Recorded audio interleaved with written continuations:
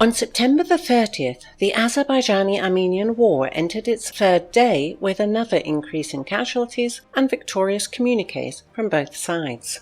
In the morning, the Azerbaijani Defense Ministry claimed that its forces had put out of service an Armenian S-300 long-range air defense system near the village of Shushakend of the Nagorno-Karabakh region. How the long-range system might have appeared near the contact line in the contested region remains a mystery. Unfortunately, the Azerbaijani troops and media units at the site were not able to film a video to explain the situation. Apparently, their phones and cameras must have run out of power. Meanwhile, the Azerbaijani Defense Ministry announced that its forces had killed or injured up to 2,300 Armenian soldiers or officers, as well as eliminated up to 130 battle tanks and other equipment pieces, over 200 artillery guns and rocket launchers, 25 air defense systems, 6 HQs, 5 weapon depots, up to 50 anti-tank weapons, and 55 vehicles.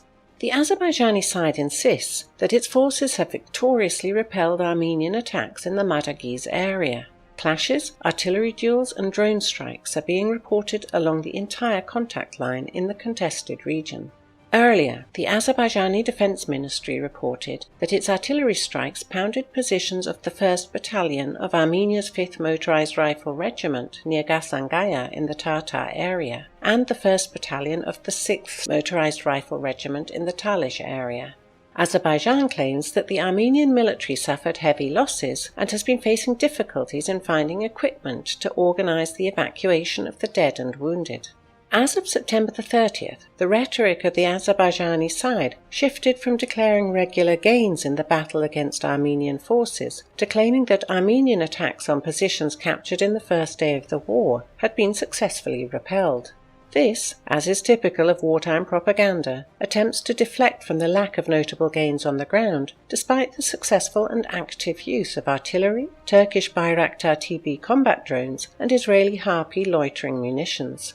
The Azerbaijani media has also been actively preparing the nation for a prolonged war by releasing multiple reports and explanations that Azerbaijan should be interested in a war of attrition to exhaust Armenian forces and to teach the Armenians a lesson.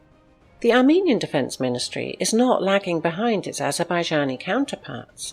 On the evening of September the 29th, it claimed that since the morning of September the 27th, about 790 Azerbaijani servicemen had been killed and 1,900 people injured in the conflict which had erupted in the Nagorno-Karabakh region. The Armenian military also claimed that its forces had destroyed 137 units of military equipment, including battle tanks, 72 drones, 7 helicopters and a military plane. The Armenian side, including top officials of the Nagorno-Karabakh Republic and Armenia itself, insist that Turkey has been directly supporting Azerbaijan in this war. This support allegedly includes not only diplomatic support, but also military planning, intelligence assistance, the deployment of military advisors and special forces, weapon supplies, and even direct participation of various Turkish units in the clashes. On September the 29th, they even reported that a Turkish F-16 fighter jet deployed in Azerbaijan shot down an Armenian Su-25 warplane in order to provide air cover to combat drones which were striking targets inside Armenia. Both Turkey and Azerbaijan denied this. As of now, the mysterious F-16 looks every bit as perplexing as the ghost S-300 system somehow found by Azerbaijan near the contact line in Karabakh. At the same time, neither side seems to be interested in a resumption of the ceasefire. Instead, both Armenia and Azerbaijan declare their goal to be delivering a military defeat to their opponent.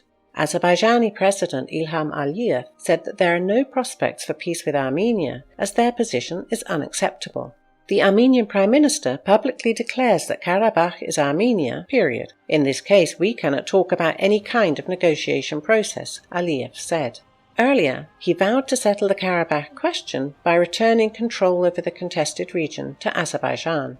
In his own turn, the president of the Nagorno-Karabakh Republic, thus speaking for Armenia, declared that the Armenians are not interested in requesting a ceasefire. Instead, he said, they will force the enemy to ask for it.